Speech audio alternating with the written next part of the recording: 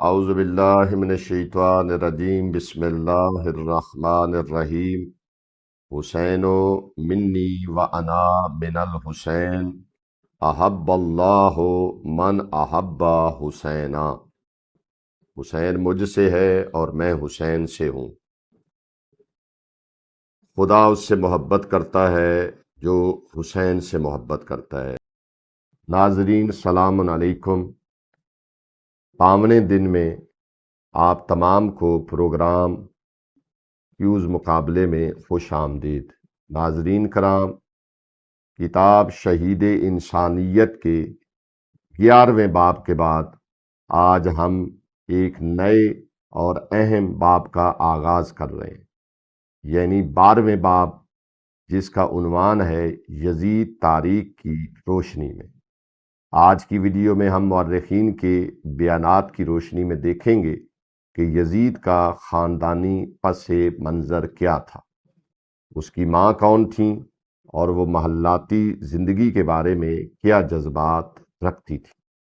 ناظرین کرام، کتاب کے صفحہ 153 اور 154 کے مطابق یزید کی ماں کا نام میسون بنت بہدل بن عنیف کلبیہ تھا، جو ایک صحرائی خاتون تھیں۔ امیر شام نے ان کے لیے غوطہ کے مقابل ایک عالی شان قصر یا محل تعمیر کروایا تھا، جو ہر طرح کی آرائش، ریشمی فرش اور داسیان فراہم کر کے سجایا گیا تھا، مگر اس صحرائی خاتون کی نگاہ میں یہ سب خاک برابر تھا، کیونکہ انہیں اپنا جنگل، چرتی بھیڑ بکریاں اور پرانا بادیہ یاد آتا تھا۔ ایک دن انہوں نے محل میں کھڑکی کے سامنے روتے ہوئے کچھ مشہور اشعار پڑھے، جن کا مفہوم یہ تھا کہ مجھے اپنے صحرا کا معمولی خیمہ اور ہوا کے جھونکے اس عالی شان محل سے زیادہ محبوب ہے، اور صوف کا موٹا لباس ان باریک پوشاکوں سے بہتر ہے۔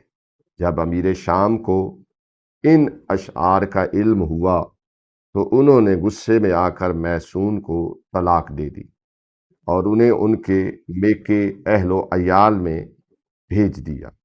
کتاب کے مطابق اسی حالت میں، یعنی 25 ہجری یا 26 ہجری میں یزید کی پیدائش ہوئی، اور 2 برس بعد امیر شام کے نے اسے اپنے پاس بلوایا۔ ناظرین کرام، یہ ہے جو یزید کی والدہ کا تذکرہ آپ نے سنا۔ جب وہ واپس آئے، یہ یزید کی زندگی کا وہ ابتدائی پس منظر ہے جو تاریخ کے صفحات پر درج ہے۔ آئیے چلتے ہیں آج کے کیوں سوال کی طرف۔ یوٹیوب کمیونٹی میں ٹیب میں سوال آپ کا انتظار کر رہا ہے۔ پول کی صورت میں آپ اپنا ووٹ کاسٹ کریں اور اس مقابلے میں شریک ہو جائیں۔ آخر دعوانا ان الحمدللہ رب العالمین۔ ہماری گزارش ہے کہ ہمارے فیس بک، یوٹیوب اور انسٹاگرام کے تمام پیجز کو لائک کریں، شیئر کریں اور سبسکرائب کریں۔ آپ کی حوصلہ افزائی ہمارے لیے قیمتی سرمایہ ہے۔ شکریہ۔